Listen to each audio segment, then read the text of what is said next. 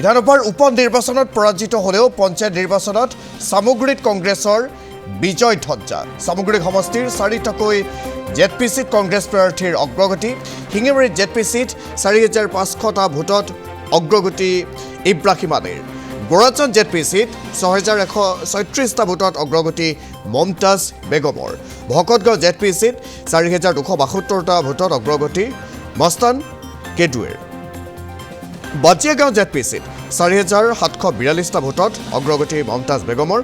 সামগ্ৰীত 8টাকৈ আঞ্চলিক পঞ্চায়তত জয়ী হৈছে কংগ্ৰেছ প্ৰাৰ্থী আনহাতে বিজেপিৰ দখলত 5টাকৈ আঞ্চলিক পঞ্চায়ত ৰূপৈয়াত বিধানসভা সমষ্টিৰ 4টা ZPCতে অগ্ৰগতি কংগ্ৰেছ প্ৰাৰ্থীৰ মাহেৰিপাৰ বৰগুলি ZPC ফাকলি ZPCত কংগ্ৰেছ প্ৰাৰ্থীৰ অগ্ৰগতি আলিটাগনি দগাঁও ZPC জুৰিয়া ZPCত কংগ্ৰেছ প্ৰাৰ্থীৰ অগ্ৰগতি ৰূপৈয়াতৰ 9টাকৈ আঞ্চলিক পঞ্চায়তত জয়ী কংগ্ৰেছ প্ৰাৰ্থী 2টা আঞ্চলিক পঞ্চায়তত জয়ী হৈছে মিত্ৰজোঁটৰ প্ৰাৰ্থী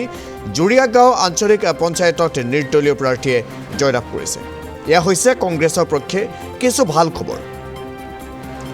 কেইবাটাও ZPC আৰু আঞ্চলিক পঞ্চায়তত যেহেতু কংগ্ৰেছে ইতিমধ্যে অগ্ৰগতি লাভ কৰিবলৈ সক্ষম হৈছে আমি সেই তথ্যখিনি আপোনালোকক এই মুহূৰ্তত জনাইছোঁ পুনৰ এবাৰ উল্লেখ কৰিছোঁ যে উপ-নিৰ্বাচনত বিধানসভাৰ উপ-নিৰ্বাচনত পৰাজিত হৈছিল কংগ্ৰেছ কিন্তু নিৰ্বাচনত সামগ্ৰীত কংগ্ৰেছ পৰাজিত হলেও বিজয় ধাৰা যেন সামগ্ৰী সমষ্টিত অব্যাহত আছে কংগ্ৰেছৰ ফোনযোগে সংযুক্ত হৈছোঁ আৰিফুল ইছলামৰ সৈতে আৰিফুল উপ-নিৰ্বাচনত দেখিবলৈ পোৱা গৈছিল যে ডিপ্লু ৰঞ্জন শৰ্মাই কেনেধৰণে নিৰ্বাচনী প্ৰচাৰ চলাইছিল আৰু সামগ্ৰী ৰাইজে ডিপ্লু ৰঞ্জন শৰ্মাক কেনেধৰণে ভোটাধিকাৰ সাব্যস্ত কৰিছিল সকলোৰে মনত আছে এতিয়া অকণমান দৃশ্যপটটো হাল সলনি হৈছে কংগ্ৰেছে যেন হেৰুৱা ভেটি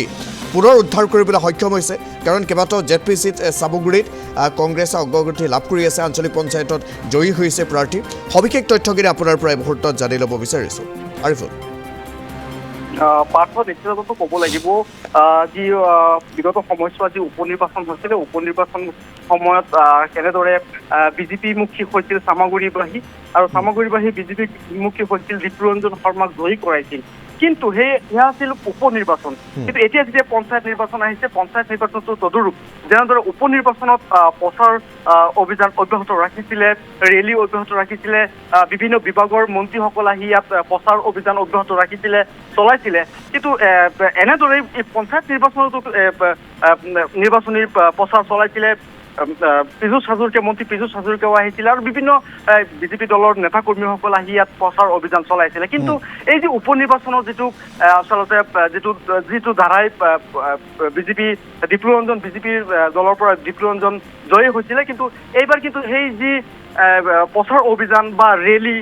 ৰাতি বিজেপিৰ শ্লোগান দি ৰেলী প্ৰত্যেক পঞ্চায়তে সেয়া কিন্তু কাম হোৱা নাই যদি কাম হোৱা নাই এই কাৰণেই যে এতিয়ালৈকে 4টা জিলা পৰিষদ সামগ্ৰী সমষ্টিৰ 7,000 8,000 10,000কৈ ভোটত অগ্ৰগতি লাভ কৰি আছে কংগ্ৰেছৰ পাৰ্টি কংগ্ৰেছ দলে পাৰ্থ হয় আৰিফুল এটা তথ্য মই জানিব বিচাৰিছোঁ ইয়াৰ পূৰ্বে আমি নগাঁৱৰ বিউৰো আৰিফুল শুনি আছে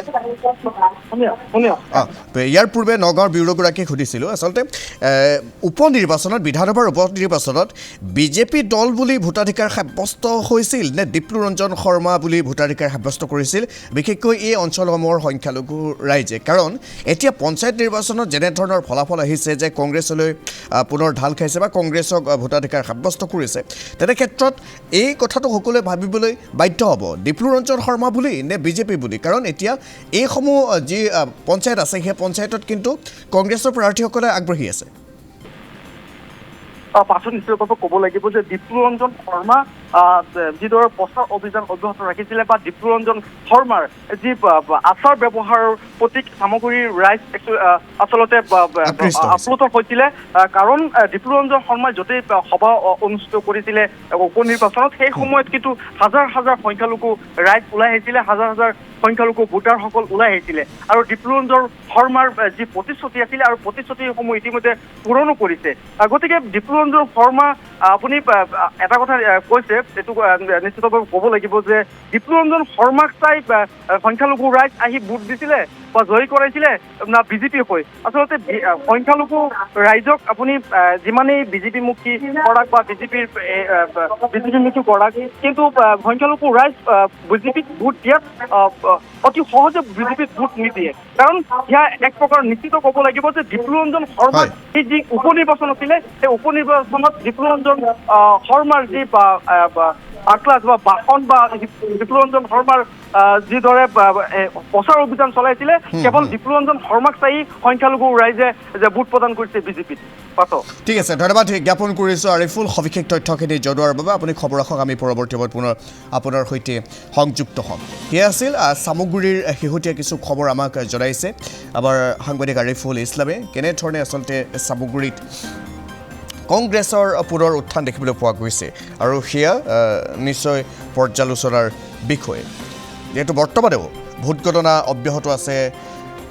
ভোটগণনাৰ কেন্দ্ৰসমূহত আমি প্ৰত্যেকটো ভোটগণনা কেন্দ্ৰৰ খবৰ আপোনালোকক জনাবলৈ চেষ্টা কৰিছোঁ প্ৰত্যেকখন গাঁও পঞ্চায়তৰ বা আঞ্চলিক পঞ্চায়তেই হওক বা ZPC হওক সকলোৰে খবৰ আপোনালোকক এই মুহূৰ্তত জনাই গৈছোঁ অধিকাংশ ZPC হওক আঞ্চলিক পঞ্চায়তত ইতিমধ্যে বিজেপি মিত্ৰজোঁটে বিজয় ধ্বজা উৰুৱাবলৈ সক্ষম হৈছে বিজেপি মিত্ৰজোঁট যথেষ্ট পৰিমাণে আগবাঢ়ি গৈছে আৰু কংগ্ৰেছে যেনেধৰণে আশা কৰিছিল সেই আশাত কিন্তু এক প্ৰকাৰ চেঁচা পানীহে পৰা দেখিবলৈ পোৱা গৈছে বিশেষকৈ যোৰহাট সমষ্টিটোৰ ক্ষেত্ৰলৈ যদি চোৱা যায় যোৰহাট লোকসভা সমষ্টিৰ অন্তৰ্গত যিসমূহ পঞ্চায়ত আছে এই পঞ্চায়তত বৰ বেয়াকৈ মুখ ঠেকেচা খাবলগীয়া হৈছে কংগ্ৰেছে সেয়া হৈছে যোৰহাটৰ খবৰ